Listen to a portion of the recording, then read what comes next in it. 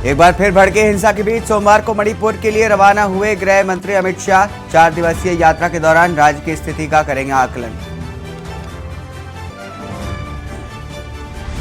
ममता बनर्जी ने मंत्री बीरबाहा हंसना के वाहन पर हमले की निंदा की है। कहा कि घटना के पीछे कुर्मी समुदाय के सदस्यों का नहीं बल्कि भाजपा कार्यकर्ताओं का हाथ। मणिपुर में हिंसा के बाद शांति बहाल करने की तमाम कोशिशें जारी हैं। लोगों को समझाने में जुटा है स्थानीय प्रशासन और सेना के अधिकारी। अब तक हो चुकी 80 लोगों की मौत। सूत्रों के हवाले से आई खबरों में मणिपुर में 5 जगहों पर सेना के जवान और संदिग्ध उग्रवादियों के बीच हुई है मुठभेड़। मुख्यमंत्री एन बीरेन सिंह का आया है बयान। कहा कि मारे गए हैं 40 आतंकवादी। बीजेपी के केंद्र में 9 साल पूरे होने पर महाजनसंपर्क अभियान का आगाज। बीजेपी पदाधिकारी, सांसद, विधायक लोगों को गिनाएंगे सरकार की उपलब्धियां। देश की राजधानी दिल्ली एक बार फिर से हुई है शर्मसार। साहिल नामक प्रेमी ने साक्षी को चाकू से गोद करके हत्या कर दी। उसकी 30 सेकंड में मारी है 21 बार चाकू। आप देख रहे हैं की न्यूज, खबरों का सारथी। नमस्कार, स्वागत है आपका। छत्तीसगढ़ में लगभग 6 महीने के बाद विधानसभा चुनाव होने हैं। इसके चलते पक्ष विपक्ष अपने अपने चुनाव प्रचार प्रसार की तैयारियों को लेकर के कमर कसते हुए नजर आ रही है। वहीं सत्ताधारी पार्टी अपने कार्यकाल में किए गए विकास को लेकर के चुनाव की तैयारी में लगी है, तो वहीं विपक्ष में बैठे भाजपा चुनावी वादे दिलाने के लिए लगी, जिसके चलते कबीरधाम जिले में भाजपा महिला मोर्चा और भाजपा युवा मोर्चा ने शराबबंदी को लेकर के बिलासपुर रोड में संचालित शराब दुकान का घेराव करने, मिनी माता चौक से शराब दुकान तक रैली निकाल करके घेराव करने निकले, परंतु पुलिस बल दुकान के सामने ही रोक लिया, जहां पर भाजपा के महिला कार्यकर्ता व पुरुष कार्यकर्ता के बीच झड़प भी हुई। बावजूद पुलिस बल रोकने में नाकाम रही। वही शराब दुकानों में कार्यकर्ताओं के द्वारा शराबबंदी की पोस्टर भी चस्पा कर दिए गए।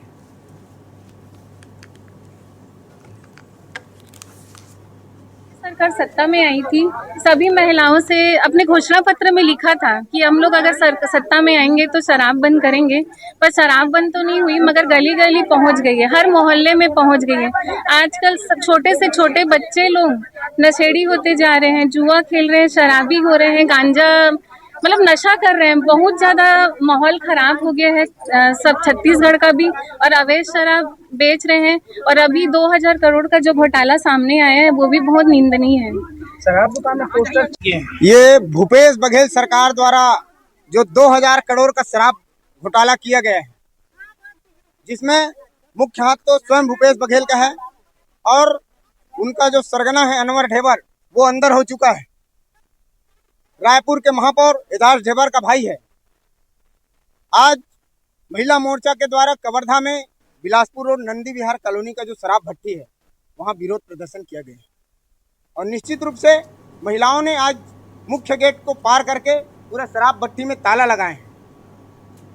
पर्यावरण और जल संरक्षण के प्रति सोसाइटी को जागरूक करने के उद्देश्य से अमूल व क्रॉस बाइक्स के सौजन्य मेंटेस सॉल्यूशंस तथा ओनकार चैरिटेबल फाउंडेशन और द लास्ट वेंचर के सहयोग से पेंटिंग प्रतियोगिता का आयोजन किया गया। सेक्टर 42 कम्युनिटी सेंटर में आयोजित इस प्रतियोगिता में 3 ग्रुप बनाए गए थे। इसमें से ग्रुप सब जूनियर में कक्षा 4 से 5 तक के बच्चों ने सेव वाटर विषय भाग लिया, तो वहीं पर ग्रुप बी में कक्षा 6 से 8 तक के बच्चों ने रिड्यूस वेस्ट विषय पर अपनी कला दिखाई। इसी तरह कक्षा 9 से 12 तक के सीनियर ग्रुप में बच्चों ने बीट प्लास्टिक पॉल्यूशन विषय पर पेंटिंग प्रतियोगिता में हिस्सा लिया। इस प्रतियोगिता में सरकारी और प्राइवेट के लगभग 40 स्कूलों के 700 स्टूडेंट्स ने भाग लिया। बच्चों ने पर्यावरण और जल संरक्षण विषय पर बहुत ही सुंदर पेंटिंग बना करके वातावरण को बचाने का संदेश दिया।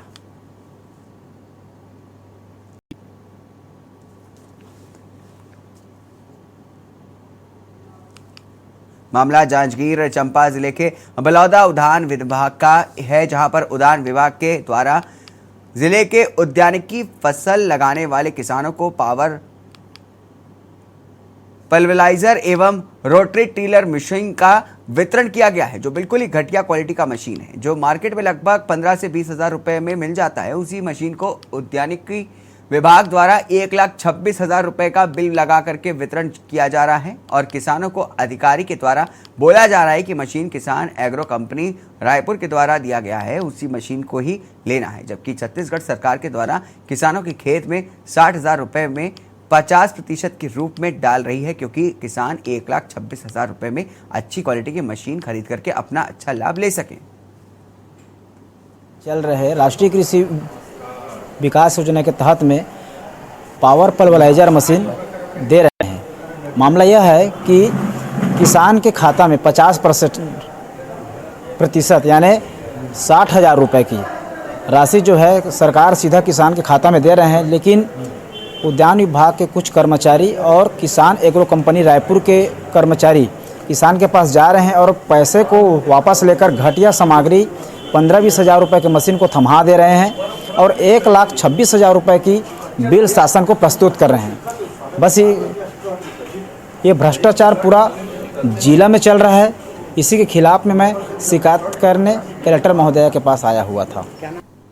छत्तीसगढ़ शासन में निगम मंडल सदस्य सतीश अग्रवाल ने भाजपा के चलो गौठान अभियान पर कड़ा प्रहार किया है। गोड़ी एस और गोड़ियालिया के गौठान का निरीक्षण करके बताया, राज्य सरकार की सबसे सफल योजना प्रदेश में गौठान को लेकर के राजनीति तेज हो गई है। एक और बीजेपी चलबो गौठान खोलबो पोल अभियान चला करके विभिन्न गौठानों का निरीक्षण करके गौठान की कमियां बता रहे, तो वहीं अब बाठापारा के ग्राम गोड़ी एस और गुडलिया गौठान पहुंच करके छत्तीसगढ़ प्रशासन के निगम मंडल सदस्य सतीश अग्रवाल ने दौरा करके जायजा लिया और कहा कि भूपेश बघेल सरकार गौठान और गौधन योजना शुरू करके किसानों को गौ पालकों का सम्मान कर रही है।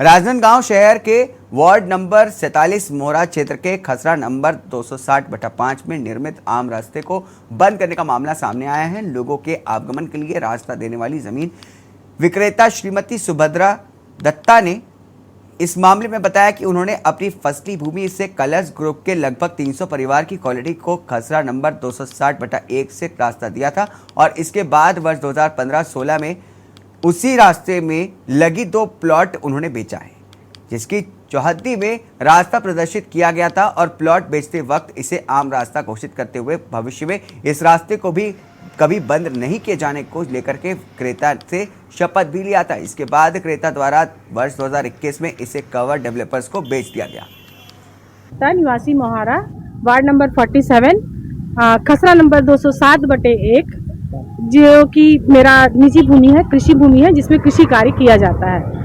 इस 260/1 में मैंने एक रास्ता कलर्स ग्रुप को दिया था, क्योंकि वहाँ पे 300 परिवार का प्लॉटिंग हो रहा था, तो उनको रास्ता चाहिए था।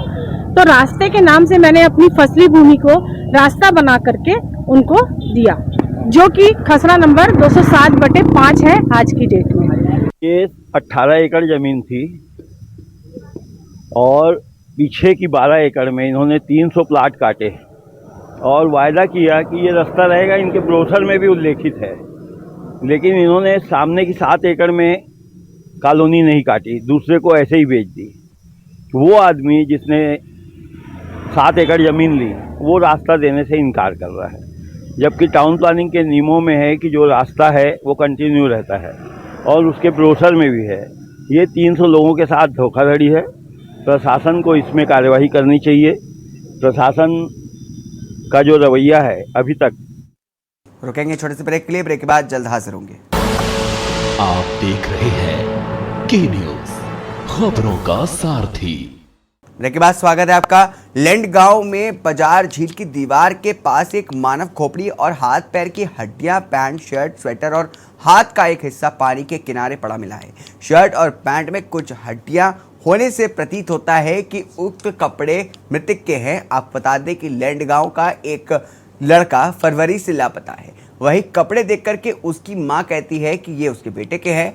इन मामलों में अचानक मौत दर्ज की जा रही है। चिकित्सा अधिकारी द्वारा मौके पर पोस्टमार्टम करके आगे की जांच के लिए डीएनए सैंपल लेने की संस्तुति भी की गई है।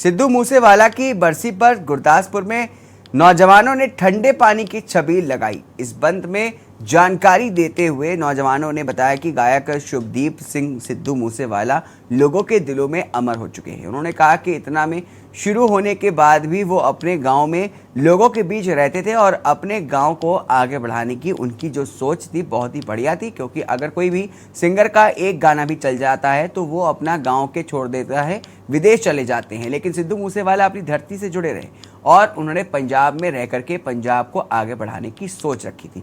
नौजवानों ने कहा कि वो लोगों के लिए एक प्रेरणा थे। उन्होंने कहा कि सिद्धू की मौत होना बहुत ही गलत था और सरकार को चाहिए कि जिन लोगों ने भी उनकी हत्या की उनके खिलाफ सख्त कार्रवाई की जाए। किन्हां दी याद विच गाया गई है शुभदीप ਸਿੰਘ ਸਿੱਧੂ ਜਿੱਦਾਂ ਸਾਰਿਆਂ ਨੂੰ ਪਤਾ ਕਿ ਅੱਜ ਦੇ ਦਿਨ ਜਾ ਕੇ ਉਹਨਾਂ ਦੀ ਜਿਹੜੀ ਗੋਲੀਆਂ ਮਾਰ ਕੇ ਜਿਹੜੀ ਹੱਤਿਆ ਕਰ ਦਿੱਤੀ ਗਈ ਸੀਗੀ, ਜਿੰਨੇ ਕੀਤੀ ਕਿੰਨੇ ਕੀਤੀ ਕਿੱਦਾਂ ਕੀਤੀ ਤੁਹਾਨੂੰ ਸਾਰਿਆਂ ਨੂੰ ਬਖੂਬੀ ਪਤਾ। ਮੈਂ ਆਪਣੇ ਬੋਲਣਾ ਆਪਣੇ ਵਿਚਾਰ ਸਮਾਂ ਨਹੀਂ ਬਰਬਾਦ ਕਰਨਾ ਚਾਹੁੰਦਾ। ਸਾਰਿਆਂ ਨੂੰ ਪਤਾ ਸਰਕਾਰ ਨੇ ਸਿਕਿਉਰਿਟੀ ਜਿਹੜਾ ਪ੍ਰੇਮੀਆਂ ਦੀ ਵੀ ਲਈ, ਸਾਰਿਆਂ ਦੀ ਉਹਨਾਂ ਨੇ ਸਿਕਿਉਰਿਟੀ ਵਾਪਸ ਲਈ, ਪਰ ਜਿਹੜੀ ਇਹਦੀ ਸਿਕਿਉਰਿਟੀ ਨੂੰ ਹਾਈਲਾਈਟ ਕੀਤਾ ਗਿਆ, ਉਹਦੀ ਜਿਹੜੀ ਸਿਕਿਉਰਿਟੀ ਨੂੰ ਇਦਾਂ ਕਰਕੇ ਹਾਈਲਾਈਟ ਕਿ ਉਹਨਾਂ ਦੀ ਸਿਕਿਉਰਿਟੀ 2 ਬੰਦੇ ਰੱਖ ਦਿੱਤੇ ਗਏ। ਉਹਦੇ ਆਪਣੇ ਪਿਤਾ ਜੀ ਦੀ ਵੀ ਕਹਿਣੀ ਕਿ हर साल मैं उन्होंने नाल मतलब। फर्रुखाबाद जनपद की नवगठित नगर पंचायत हिमसेपुर स्थित राव साहब की गढ़ी में आयोजित शपथ ग्रहण समारोह के दौरान फर्रुखाबाद सदर एसडीएम संजय कुमार सिंह ने हिमसेपुर नगर पंचायत के नवनिर्वाचित चेयरमैन पुष्पराज सिंह उर्फ पप्पू भैया सहित सभी 16 सभासदों को शपथ दिलाई। शपथ ग्रहण समारोह के दौरान ही मौजूद फर्रुखाबाद के सांसद मुकेश राजपूत, भोजपुर विधायक नागेंद्र सिंह राठौर, अमृतपुर विधायक सुशील शाक्य, जिला पंचायत अध्यक्ष मोनिका यादव और अन्य गणमान्य लोगों ने माल्यार्पण करके स्वागत किया। समारोह के दौरान नवनिर्वाचित चेयरमैन पुष्पराज सिंह ने केसरिया अंगवस्त्र ओढ़ा करके आदिशासी अधिकारी धनुषधारी सिंह का जोरदार स्वागत किया।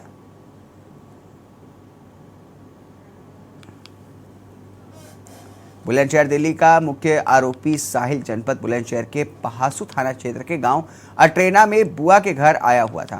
इस दौरान दिल्ली पुलिस ने आरोपी साहिल को गिरफ्तार किया है।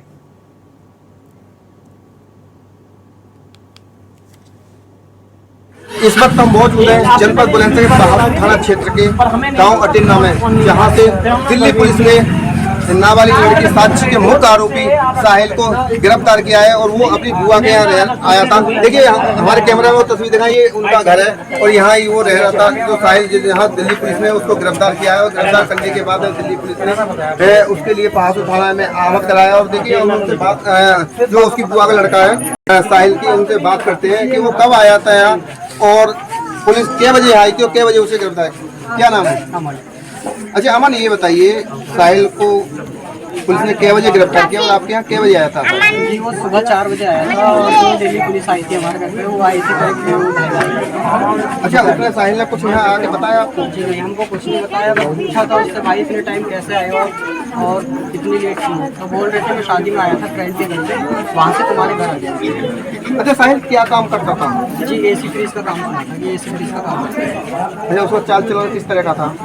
वहाँ के बारे में नहीं पता, लेकिन यहाँ आता था तो ऐसे आराम से 8-9 महीने पहले आया था, अब आया। अच्छा, बताया जा रहा है कि उसने हाथ में कलाई भी बांध रखा था।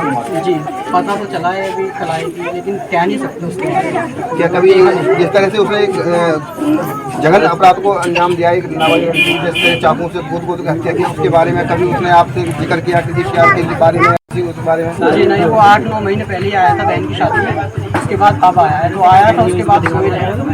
अच्छा, आपकी कभी फोन पे भी बात होती थी उससे? आपके घर की आपकी? नहीं, उससे नहीं होती थी। उसकी बहन है बड़ी, मेडिकल में काम करती है, उससे कभी कभी बात होती है। अच्छा, तो क्या क्या चीज़ पुलिस ने, दिल्ली पुलिस ने यहाँ से बरामद किया? जी यहाँ से तो उसमें कुछ नहीं निकला, बस यहाँ से जब थोड़ा था वो पुलिस आई थी, वो बोल रहे थे कि हाँ भाई स्लीप पूरी होगी तेरी, उसके बाद उसको लेके चले गए। कै बजे आई थी पुलिस? 2-2:30 बजे। अच्छा, आपको कब पता पड़ा कि इस तरह की उसने घटना को अंजाम दिया? जब वो पुलिस आई थी और उसके बाद अभी कुछ देर पहले आए थे पहासू से, वो घर का पता और लिख के लगे, माता पिता का नाम, हमारा नाम, उसके बाद उन्होंने बताई थी हमको। अच्छा, आप लोगों से पुलिस ने, दिल्ली पुलिस ने कोई पूछताछ की है? जी नहीं, बस उनने तो यही पूछी थी कि साहिल है यहाँ पे, मम्मी का नाम पूछा, उसके बाद पूछा साहिल है घर पे, यहाँ मैंने बोला साहिल है घर पे, तो बोले दिखाओ, दिखाने के बाद यहाँ से लेके देखिए, हमारे साथ जो जघन्य अपराध को अंजाम देने वाले साहिल की बुआ का लड़का अमन मौजूद था। उसने कहा है कि उनके लिए जब दिल्ली पुलिस यहाँ उस आरोपी को गिरफ्तार करने आई है तो उसके बाद इन लोगों को पता पड़ा है। उनको इनका कहना है कि हमें इस मामले से किसी भी तरह की कोई भी जानकारी नहीं है। हालांकि दिल्ली पुलिस उसे गिरफ्तार करने के बाद में अब दिल्ली को लेके चली यहाँ से रवाना हो चुकी है और अब वहाँ कोर्ट में पेश करिए। उससे पहले दिल्ली पुलिस उससे पूछताछ करेगी कि आखिरकार इस घटना को अंजाम देने के पीछे उसका क्या मकसद था। अनिल मीना, केनी इंडिया, बुलंदशहर। फर्रुखाबाद में अलग अलग थाना क्षेत्र में 2 हत्याओं से पुलिस महकमे में हक्कम मच गया है। पहली घटना कोतवाली मोहम्मदाबाद क्षेत्र के ग्राम गैसिंगपुर गांव से है, जहां पर गाली गलौज के विरोध करने पर आरोपी राम प्रताप ने अपनी लाइसेंसी बंदूक से मनोज को गोली मार दी। घायल मनोज को उपचार के लिए राम मनोहर लोहिया अस्पताल में भर्ती कराया गया है। उपचार के दौरान घायल मनोज की मौत भी हो गई। अपर पुलिस अधीक्षक संजय कुमार ने बताया कि दोनों आरोपियों को गिरफ्तार कर लिया गया है। मृतक आरोपी के घर पर उलाहना देने गया था। पुलिस ने आरोपी की बंदूक और कारतूस कब्जे में ले ली है। वहीं दूसरी घटना कायमगंज कोतवाली क्षेत्र के ग्राम भटासा के गांव के 55 वर्षीय अधेड़ हरिश्चंद्र कठेरिया पुत्र लवकुश कठेरिया की सिर कुचल करके हत्या कर दी गई। सुबह हरिश्चंद्र का शव गांव के बाहर नहर पुलिया के पास पड़ा देख करके ग्रामीणों ने मृतक के परिजनों को सूचना दी। घटना की सूचना मिलते ही कायमगंज के सीओ सोहराब आलम, प्रभारी निरीक्षक जय प्रकाश पाल, निरीक्षक संतोष कुमार अवस्थी व कस्बा चौकी प्रभारी हरिओम प्रकाश त्रिपाठी ने तत्काल ही पुलिस बल के साथ मौके पर पहुंच करके घटनास्थल का निरीक्षण करके परिजनों को एवं ग्रामीणों से जानकारी हासिल की। मृतक हरिश्चंद्र कठेरिया के पुत्र श्यामू ने बताया कि उसके पिता कई वर्षों से परिवार को छोड़ करके संत महात्माओं के साथ रहने लगे थे और वो महात्माओं के साथ हमेशा इधर उधर घूमते रहते थे। रविवार की शाम को उसके पिता ग्राम नरसिंहपुर किसी के यहाँ दावत खाने गए थे। देर शाम वापस लौटते समय उनकी बेरहमी से निर्मम हत्या कर दी गई। सूचना मिलने के बाद ही फॉरेंसिक टीम घटनास्थल पर पहुंच करके जांच पड़ताल करने में जुट गई है। ग्राम जयसिंहपुर है थाना मोहम्मदाबाद में, जहां रात्रि में मनोज को राम प्रताप द्वारा गाली गलौज किया गया। जब मनोज राम प्रताप के घर गया उसे उलाहना देने, इस पर राम प्रताप और उसके बेटों ने मनोज को गोली मार दी। जहां मनोज को बाद उपचार पीएससी मोहम्मदाबाद लोहिया अस्पताल रेफर किया गया बेहतर इलाज हेतु। वहां पे डॉक्टर के द्वारा इलाज के दौरान मृत्यु घोषित कर दिया गया। वादी श्री अनु सिंह के तहरीर पे तत्काल एफआईआर पंजीकृत कर लिया गया है। पोस्टमार्टम और पंचायतनामा की कार्रवाई की जा रही है।